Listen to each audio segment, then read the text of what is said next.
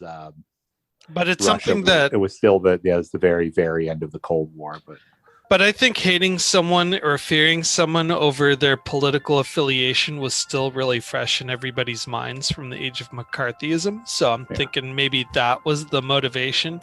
I remember seeing something in the show notes about being based off of a story from that era by Mr. Moore or one of the folks on the crew. We'll have to. Oh, is this a Ronnie B episode? If not, it's inspired by. Okay. I have to check the notes, but yeah. Did you say Ronnie B? Ronald D. Moore. Mr. Moore, paging Mr. Moore. No, not you, Michael. I don't need a free gun from a bank. Thank you. This is a Jerry Taylor episode. So we had a what is it? A Deep Space Nine written episode that was like a Voyager episode, and now we're getting a Voyager written Next Generation episode that is very much like a Deep Space Nine episode. Yeah, I could also see Kirk in this too. Oh, me too. Mm-hmm. For sure. Hello and welcome to another episode of Next Generation's First Generation. I am your host, Sascha Chowdies, and with me I have the other host, Patrick Delmore. Hello, Patrick. What is up? Yes. It is a beautiful April day outside. We are hoping that you are enjoying your April 29th and that it is beautiful as well. Today we have a very fascinating episode. This is a cost-cutting budget episode, but they decided to do a courtroom rather than a clip show. I'll go into that a little later. This episode is the Drumhead. So, what do we know about the Drumhead? What are our 50,000 feet facts?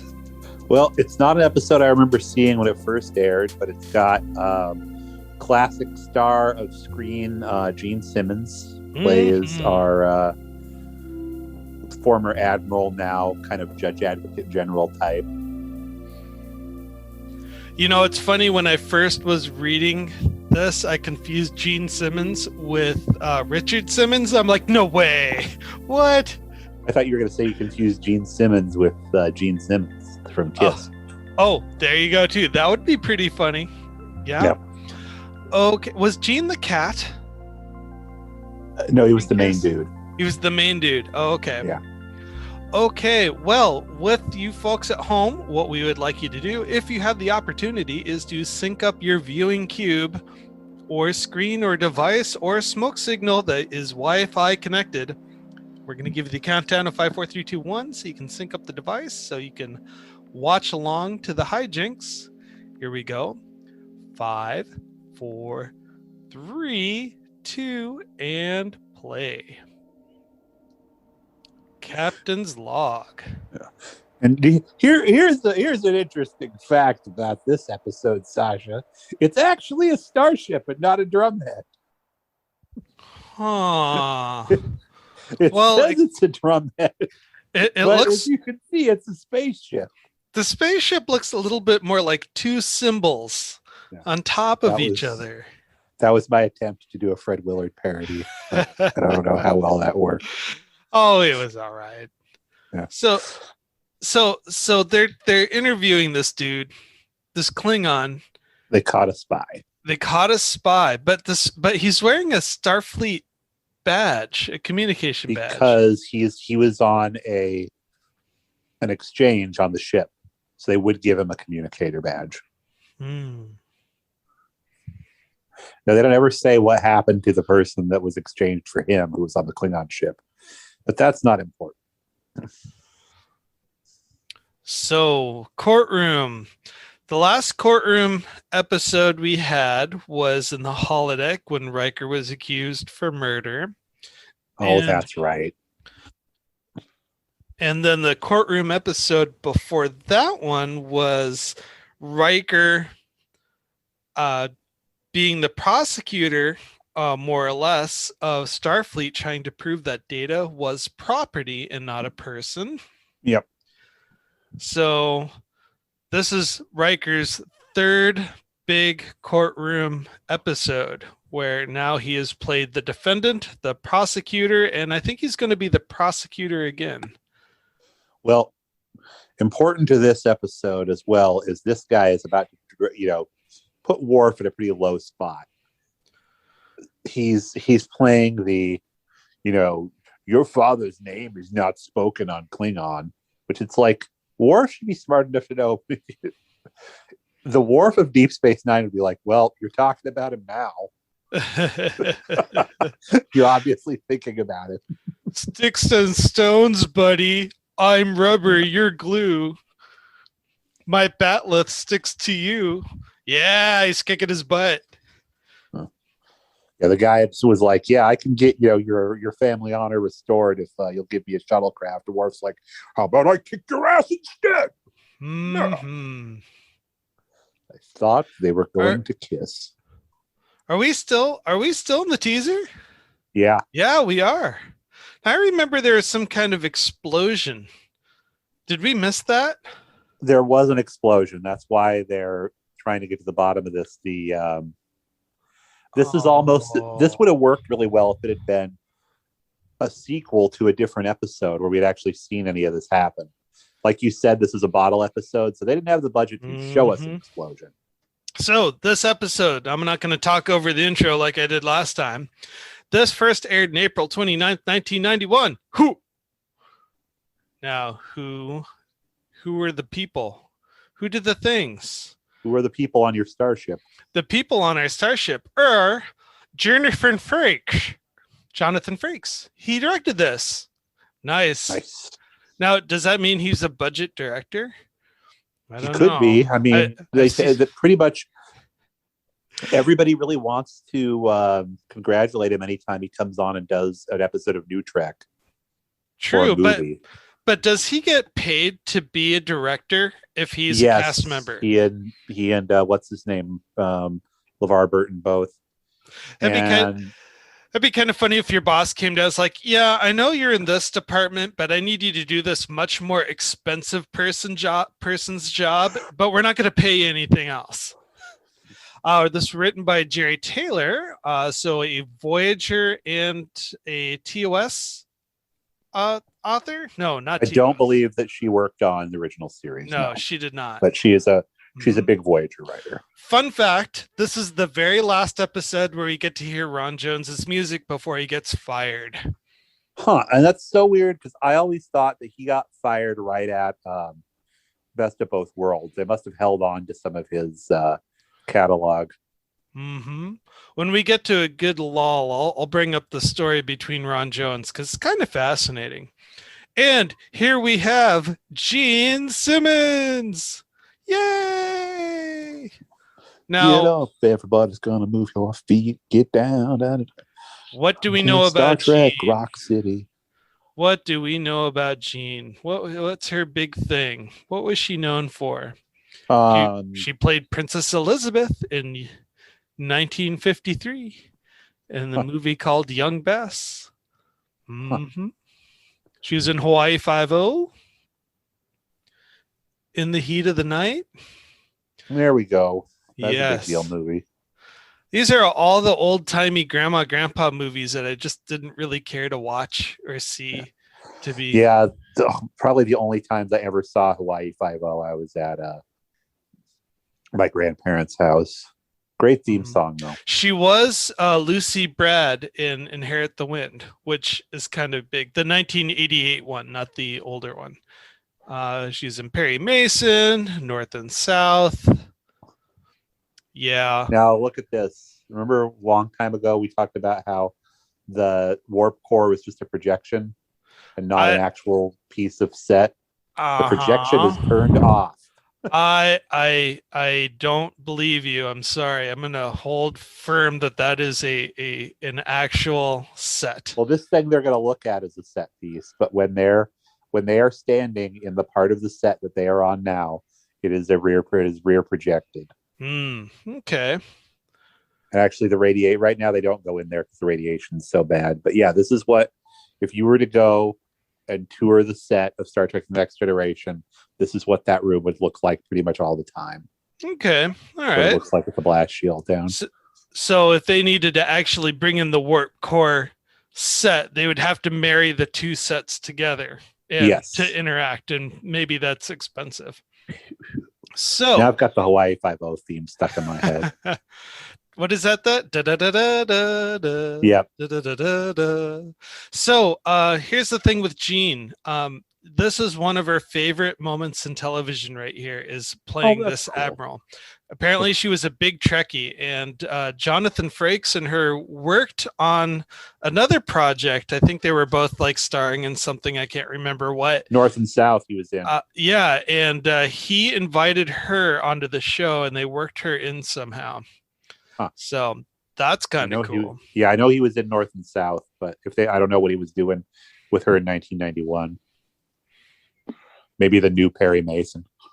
So let's talk about clip shows. They were running out of money towards the end of the season, and they needed to shave some dollars off their production budget. So it was originally the studio wanted to do another clip show like Shades of Grey, and Michael and Rick were like, no, we cannot have that repetition again. We just can't. They thought it would be insulting to the audience, they said in one interview. So what they ended up doing was this bottle show, where it's more or less just it's a nice dialogue with a very few sets. The Enterprise sets. And this is this one's a big deal for Worf, because we first had the guy insult him, but now he gets to come in and show the sex admiral how the spy was operating, and she's going to really stroke his ego and go like, oh, you're really good, I'm going to use you. And he's like, thanks, Mom. Well, that's really dangerous, because Worf seeks affirmation from leadership. Yep. He wants to be Picard's man. He is proud to be Picard's man. But a lot of times Picard and everybody else kind of shoots him down whenever he tries to do his security job. If you notice, he's like, I recommend firing phasers or raising shields. They're like, oh, not yet, Mr. Worf. We'll tell you when. And you're now bad at it. Here comes someone way more important than the captain, an admiral. And the first thing she does when he walks in the room says, attaboy, here's a biscuit. You're working for me. Yeah, Captain, I predict that officer will be extremely important in this investigation. And Picard knows already that she's like, that guy is going to be my tool. He's not your security officer anymore. He's my tool. Mm-hmm. Oh, hey, okay, I found it. I was looking for it. So Jerry Taylor wrote this script based on a Ronnie Moore story idea called "It Can't Happen Here," and it was based off of the Joseph McCarthy communist hearings. And merged with, get this, the Salem witch trials. I'm getting this off of Memory Alpha, by the way. Okay.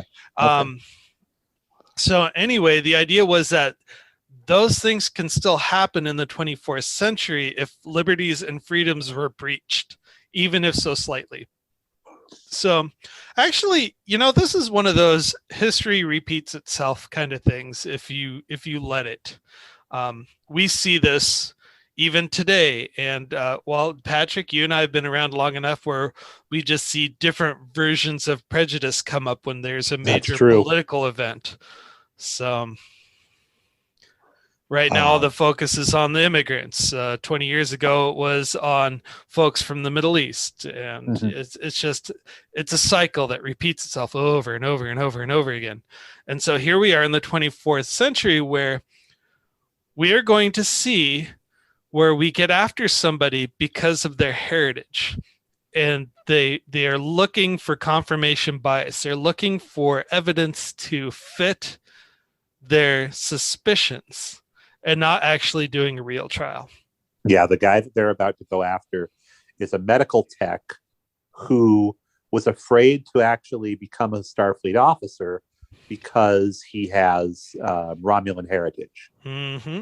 But he actually lied on his application to be in Starfleet. Again, he's in Starfleet, but just not an officer. He had to lie to get in by saying that he was part Vulcan. Yeah.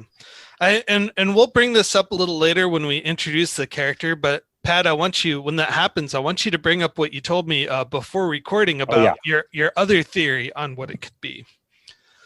Okay, so Picard and Gene Simmons are rocking out. I see a bass guitar, some drums. No, they're having some tea and some hypercolor teapots. Look at those.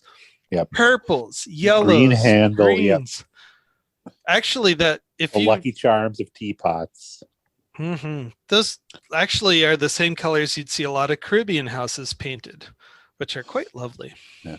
Hearts and stars and clovers. Horseshoes on balloons. Those are some earrings she's got. Yep. Picard's like, ooh, those could be my new crystals on my desk. So she's telling him about how her famous dad would set his kids, meaning her and her brothers, legal precedents that they had to argue at the table, and he would time them. Sounds like a lot of fun, doesn't it? It sounds terrible. And I've heard that analogy brought up a couple of times before in other shows where someone wants to wax poetic about the Federation. It's like, I remember when my father came in and gave us a sermon on the Prime Directive once a year, like Christmas dinner or something like that. Yeah. Janeway said that. Tom Paris said something like that because he had disdain for his father. And he's like, oh, here's Admiral my dad Paris talking about the Federation again. Jeez, I don't hate Starfleet. I just hate my dad. Dear Dad, in the penal colony, we get double portions. I ate them both and then just sat on a bench all day. Okay, so this guy is, I'm guessing, an attaché to the Admiral. And he's a Betazoid. What's the Admiral's real name? It's not Gene Simmons. It's I can't remember. Admiral Lady. Not Admiral Iguana, huh? I miss that guy.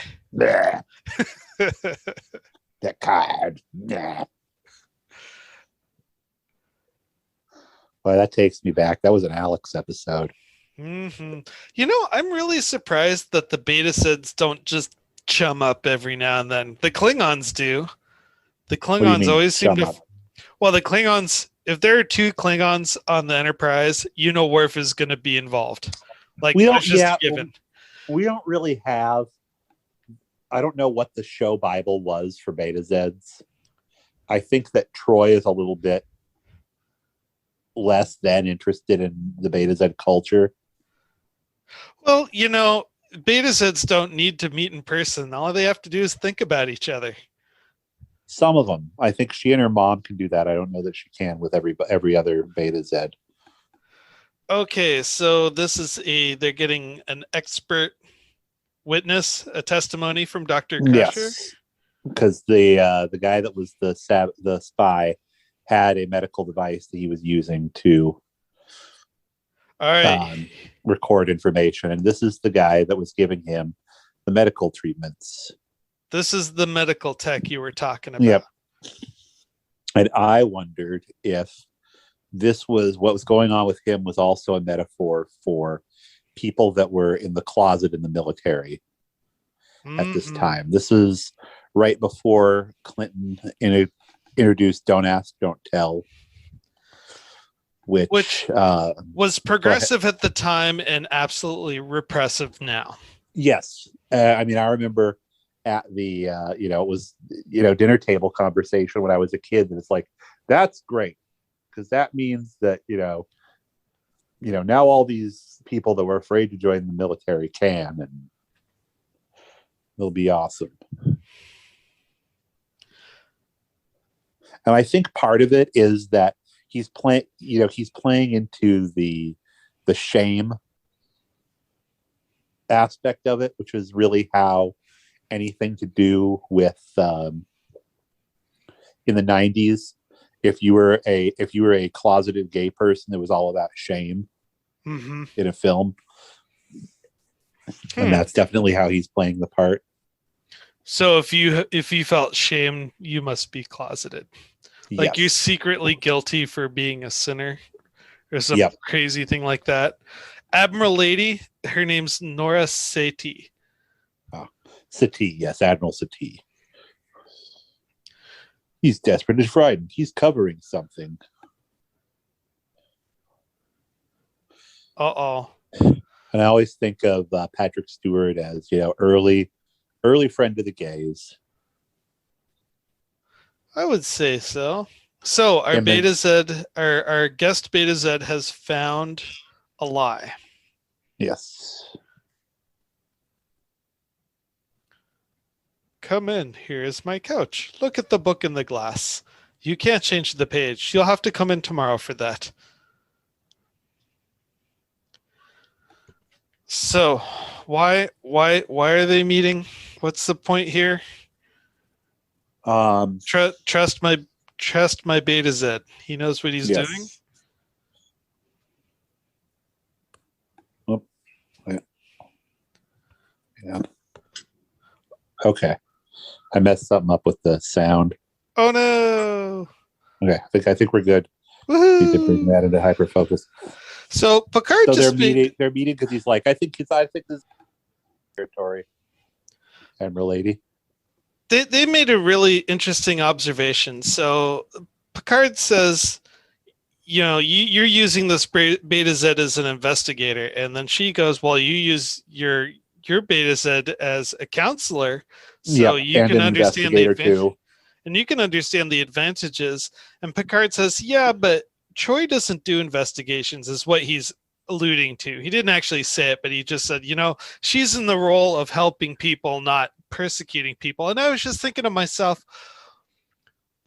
I remember another Trek episode where they're saying, well, why can't a Klingon be an engineer? That's kind of racist to say that they couldn't be, that they have to be typed as warriors or stuff like that.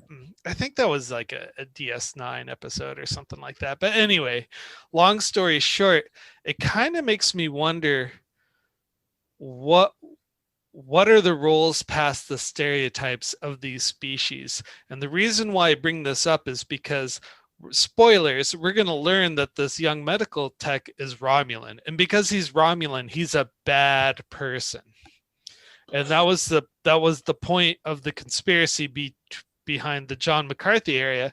And also, I would have to agree with you about your analogy of the 1990s Don't Ask, Don't Tell, where they thought, well, if you're gay, you must be bad. There's something wrong with you. You're trying to. There was a great big purge in the 40s, actually, where there was a spy in Washington. It turned out that he was gay, and because of that, they decided they would fire every single gay person that was working in Washington at the time. It was called the Pink Purge, and this was before the Red Scare. Oh. And it's less. And as yes, the issue is that he's Romulan on the surface, but they have to cover for it by saying, no, the issue is that you lied about it. Mm-hmm. That's why his career ends, because he lied on his application to Starfleet, which gives you some pretty messed up information about Starfleet. Yes. Is that you have to say what your ethnicity is in order to join. And certain ethnicities are favored less or more than others are. I saw a really nice pan shot there. They were looking, the camera's down one floor below, at the bottom of the work core, looking up. As you don't see a lot of those camera angles. It was very nice.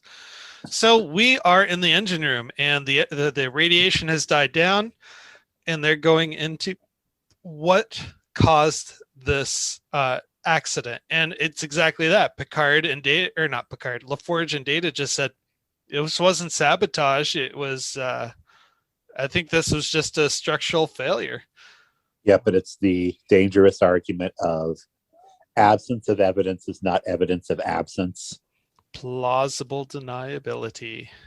You've heard that expression, though, haven't you? Mm-hmm. Absence of evidence is not evidence of absence. Mm-hmm. They used to have a term for that. You're guilty unless proven innocent, I think is another way to look at it.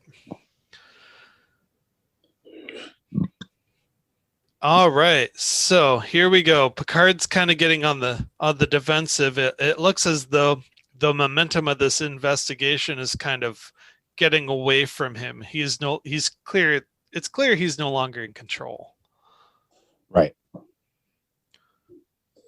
Just not a place Picard wants to be in. No, Picard always wants to be in control, or at least have the option. With his ship. Or at least have the options to say yes or no, because now it's involving his crew. Whoa. And it's like everybody's in this room. Like,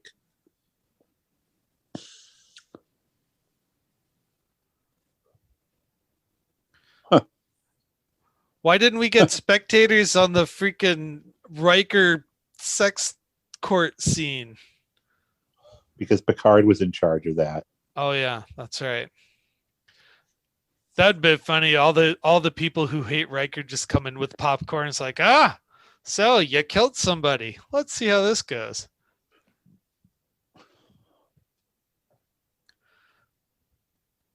This poor guy. He is. I would be nervous if I was called into this room and then asked to just go back to my job like nothing else was wrong or going on. Just like, oh, thanks for answering our questions.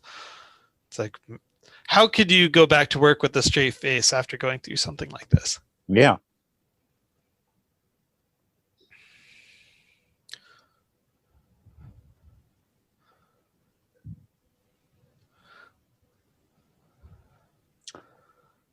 So they want Beverly to name more names. She already, unfortunately, like unwittingly, threw Simon Tarsis under the bus, her assistant. All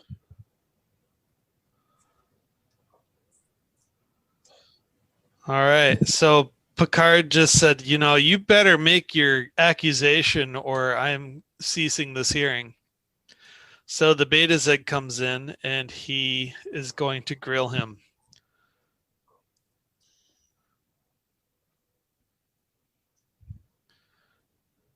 Isn't it true? Didn't you do it? You're the man.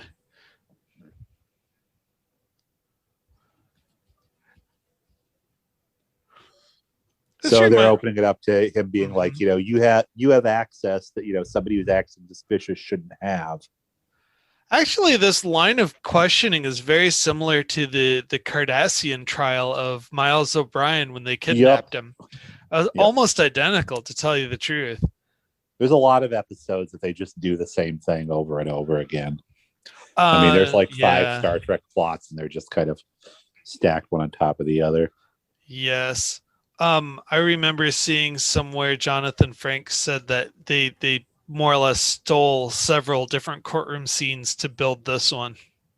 And this was before A Few Good Men. I was actually thinking about A Few Good Men when I was watching this, but A Few Good Men is the next year, 1992. Although the play existed, because A Few Good Men is based on a play, although most people probably were not familiar with it. And I don't think the play was Jack Nicholson. Nicholson. The best freaking Joker ever. So, oh gosh, I missed it. He said something and the music got tense. What did he just say? I think he admitted that he lied on his application was all. Oh, man. Okay, so this is when Picard's going to give Worf his spanking. Worf's having a time here, just ordering all of his staff to really get into investigating Simon Tarsis. Mr. Worf. Okay. Will everybody please leave so I can give you a bit of a spanking? Yes, sir. Yeah. So Jonathan Frakes said that several shots from this episode were stolen from courtroom films, including Judgment at Nuremberg, the 1961 Stanley Kramer film starring William Shatner, of all people. Yep. And the Caine Mutiny. I don't know that one. That's a good one. Huh. So he's going to tell Worf about what a drumhead trial is, where basically on the battlefield they would just upend a drum and use it as a judge's bench and dispense summary justice, and punishments were pretty severe. And Worf, on the one hand, is like, what's wrong with that? And on the other hand, it's like, well, no, I'm kind of trying to come into Starfleet and work by their code of justice, and that's why Picard didn't really want the admiral to put Worf in the position that he was put in, because he knew that Worf would, be given an inch and take a mile.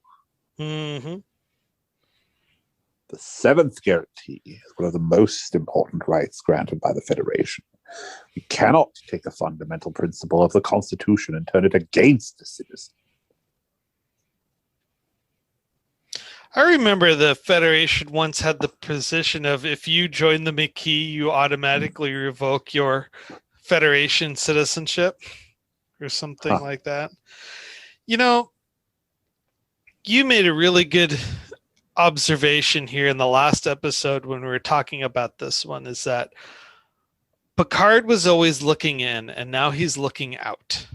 Mm-hmm. So I guess what you were trying to say is that he is now looking beyond the institution and the mission statement of the Federation and more looking at the humanity of the situation. In Star Trek Picard, he is. Right now, he's wrestling with it, and that's what I was talking about in the last episode, is that in Star Trek Picard, Starfleet has basically said we've turned inward, and Picard doesn't believe in that. And that was kind of what, even though that wasn't the plan at the time, they were able to work with Q putting him on that adventure quest thing to go like, maybe this is your destiny. Maybe it's not to be part of a cog in a machine. Maybe it's to work outside of it. Once you learn all you can, you're going to go, you know what? Starfleet's kind of awful. It really is. The goodness of Starfleet stops with its admirals. Yep. In fact, there's a meme going around. How do you rate a Star Trek episode? Evil Admiral. Whoops, we went too fast. Data's broken. The holodeck's broken. So this is a really good scene where he's talking about how, he had all these aspirations that he didn't think he'd ever be able to fulfill. Yeah. He specifically didn't go to the academy. This is Simon Tarsus we're talking about. He didn't go to the academy because he said, it could have come out in the wash that I had this Romulan ancestry. So I only applied to work with Starfleet, not to enlist. But he's screwed because he did lie. Doesn't even matter anymore what he lied about. That's a really good actor right there. Yeah. What is his name? I'm intrigued now. Let's see. Thomas Henry. No, that's not him. Not Henry Thomas, who played Elliot in E.T. No. So one of the guest appearances is a gentleman by the name of Earl Billings, and he played Thomas Henry. But he was not that person. This non-speaking secretary of the admiral is really good. I like all her facial expressions. Yeah. You actually lied to him. There was no volatile chemical put on the. And that's what cops do, though, is to get confessions out of people. They'll lie to them about things people said about them, so it's not unusual to do that in an interrogation at all. Oh, Thomas Henry's the other admiral. Okay. Yeah. Dude that comes in and then walks out of the room later on. Yeah. There he goes. Okay. Simon Tarsus. Let's see here. He was played by somebody. Crewman first class was his rank. Look at that. Medical technician. Circus.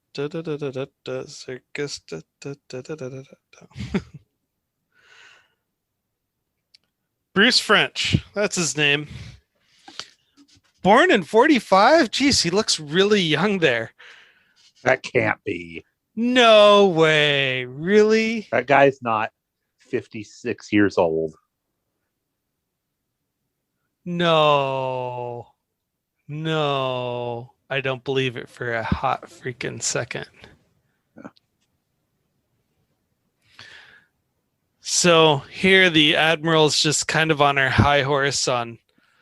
She more or less threatened Picard saying, don't go up against the system or you'll lose. Yeah, she said, I've already taken it to Starfleet Command. They want me to run this kangaroo court. Hearings aren't going to stop. They're going to be expanded. What are you saying, lady? I'm going to get to the heart of this conspiracy. If it means investigating every last person on this ship, even you, Picard. And this isn't going to be like the Data thing where you were like, try me. No, I already have that base covered. All right, Spencer Garrett. Okay, this information is a little bit more reliable. So the links were crossed. Bruce French was the Beta Z guy playing Sabin. That makes more sense. Yes, Spencer Garrett. He was born in 1963. So yes, he is a young guy there.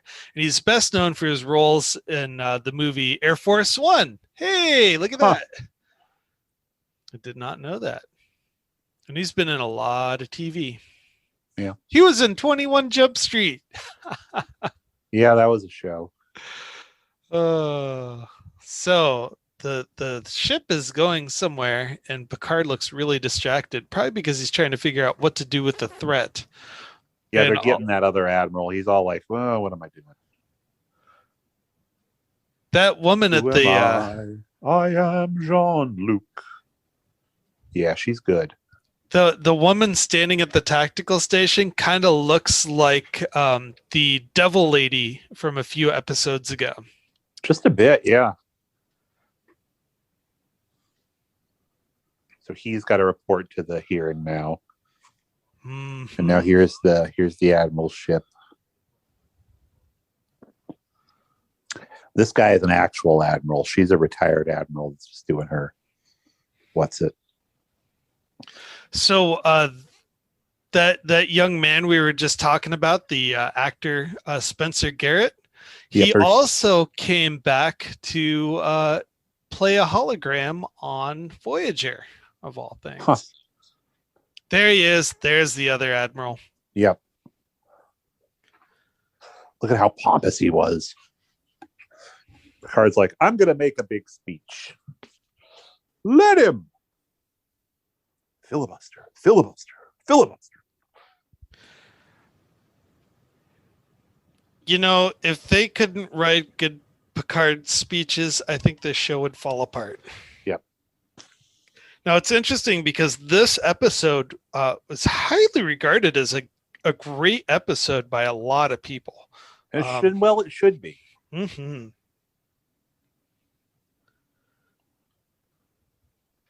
Trial based on insinuation and innuendo. Nothing of substance offered against Mr. Tarsus, much less proven. Mr. Tarsus's grandfather is Romulan. Everybody screams. And for that reason, his career now stands in ruins. His career is in ruins because he lied.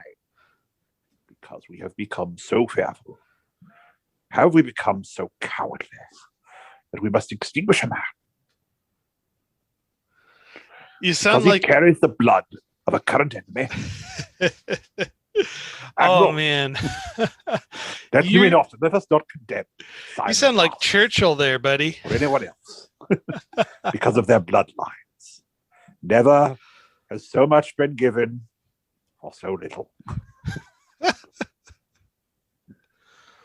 Do not continue with this proceeding. End it now. I'm surprised there isn't a JAG there to take care of all of this. I think she's supposed to be the JAG. No, but she's an admiral, not a JAG. She's not. She used to be an admiral. He calls her by that rank. It's like you still call the president, somebody that used to be the president, you still call them Mr. President. She's not in Starfleet anymore. She's being employed by Starfleet. They should have brought in the JAG from the first season that Picard used to date. That would have been fun. Yes.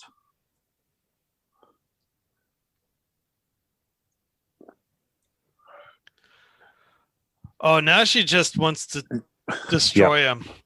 Yeah.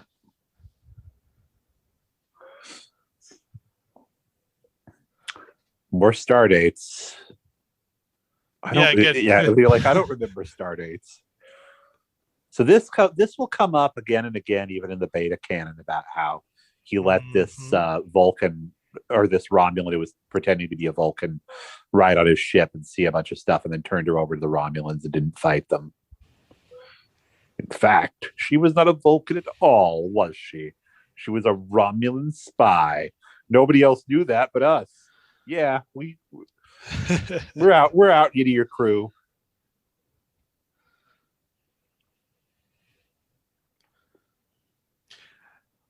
I don't know if you noticed. I wanted to. Record shows I wanted to get her off the Romulan ship. This is where Worf brings out his list of all the times he was told not to fire. This other time, I was like, I want to knock that guy down. They're like, Worf, he weighs 83 pounds and he's 4'3". I'm like, I don't care. I want to kick the little guy. They told me no. You know what he did later? Peed on the floor in the staff washroom. Go ahead, Picard. Punch him. I mean, Picard. Worf. Does Worf walk out or does he just sit back down? I think he just sat back down. My mom screamed when she said that. We were watching this. I do remember that. Like I said, I hadn't seen this, but I remember any time somebody threw the Borg at his face, my mom would be like, no! When we'd be watching this. Well, honestly, so much of the show has gone by. We know you don't really realize how many vulnerabilities about Picard you're aware of until you meet this woman and see this conversation where she's just bringing out all the low blow punches, and there Picard is looking a little moved. Like, I cannot believe she is talking about this. Question your actions. I question your loyalty. And I question you, you son of a gun. Oh, but now he's going to use her dad against her and break her. This is what always happens in these things. It's like, it never happens in real life. It's like, you can't like trick somebody and break their will like that. Mm-hmm. It's like, no, he's still in the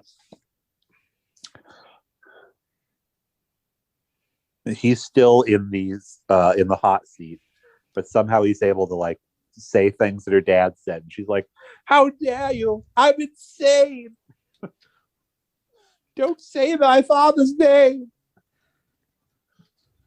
Consort with Romulans. Yeah. Honestly, everything I hold dear to hear those words. My father was a great man. And what did we learn? She has daddy issues. Yep. Daddy is name when you speak it. Daddy. Dirty boy. Yeah. I will expose you for what you are. And the Admiral just gets up and leaves. Bigger men than you, Picard. I find it interesting that Picard is now not an honored person in the current season. Like, he's a freaking hero here, and now he's no longer with the party, I guess you could say. Right. Because he stood up for He stood up for Romulus. He stood up for artificial life. So artificial life in the market. Artificial life in the marketplace. Great punk rock song by Rancid, by the way. Or not Rancid. That was the before Rancid band. Though. Yeah. Before Rancid. The Ramones? No. I have this album too. All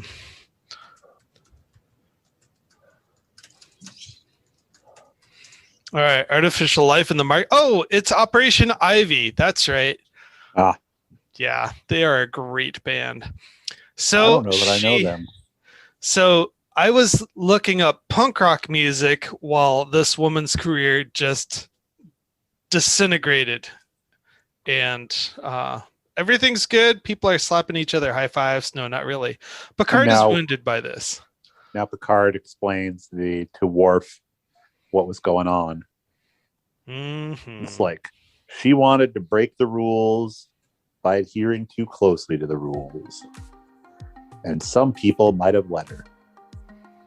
And it'll happen again and again and again and again. Again and again and again and again. And again and again. Well, but that's not good. That's bad. This right today. This right here is the perpetual rift. You have two people, an authoritarian and a person who wants to seek the higher truth. And they will never see eye to eye all the time. And I think that's the nature of this conversation, is that both men are right some of the time. Mm-hmm. Well, some of the time that'll get you a cup of coffee.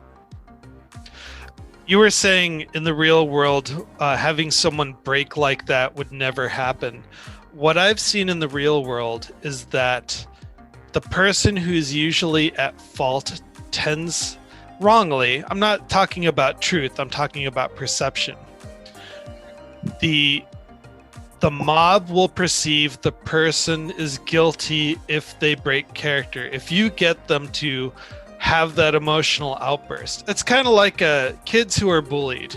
Yep. You don't pay attention to the bully. You pay attention to the kid who starts a fight because he is bullied. That's very true. Yeah, and I can see that a lot in television opera. Is that, well, he honestly would not be guilty had he not behaved this way. Yep. So it's kind of depressing to see that it made its way into Star Trek. It's really, that's a sloppy ending. I don't think it's a sloppy ending. I think it's a poignant reminder that we do need to stand vigilant against people that would have witch hunt trials like that. But I give this episode 4.5 out of 5. The only reason I probably don't give it 5 is because my energy was a little bit low discussing it. But it sounds like you are not as much of a fan of it as I am. It's a little boring. It's a snooze fest. It's something that I would watch because, I enjoy back history. That's the best I can say, and that is something that this episode provides, is just a little bit of history, but I only need to watch it once, I guess is the best way to put it. I don't know. The more that I think about it, the lower my ranking gets. It's like I said before, if Picard wasn't such a good orator, he would have lost his career. This woman would have walked all over him and everybody would get thrown in jail, and space communism would turn its ugly head another direction. Yep. So, I started out with 4.5, but you know what? Now I want to say maybe a 3 or a 2.5. But it was fun, I guess. So, there we are. That is the Drumhead. What do we have coming up next, Mr. Dude? Half-Life, a Waxana episode. Half-Life? Really? Yeah. What's that one about? Oh, this is where she has a dude and he wants to kill himself, because of ritual suicide or something like that. Lots to say about this. More how the episode could have been made a lot better than it was, because it's a good concept, just kind of played out a little bit stupidly. But you'll hear from us on that. And when is this one going to air? That one airs on May 6th. So just another week. Yeah. This one's coming out on the 29th, so it'll be another week. Yay! Well, we can't wait to hear you and see from you again. And in the meantime, we've got a great archive of episodes we recommend that you check out. And with that, I'd like to say, have a wonderful day. Why am I interviewing you guys? So you're the guest. So Sascha, what is Star Trek? Hi, Next Generation? I'm the guest. So Sascha, what is Star Trek? Seek us out at Next Generation's First Generation at iTunes, Google Play, and YouTube. Music credits include Electric Car by Poddington Bear, Broke for Free, As Colorful as Ever, Recreation by Airtone, Telecom by Lee Rosevere, Audio engineering by Sascha Shouties. Chief Meme Maker and episode cover credit goes to Matthew Kirschner. Logo and graphic art design credit goes to David Clawwitter. And special thanks to Patrick Delmore for working with other podcasts to make sure the good word gets out. If you'd like to email the show, you can email us at nextgenfirstgenpod@gmail.com. I've been Patrick Delmore. And this is Sascha Shouties. Thank you very much for listening and have a wonderful day. Good night.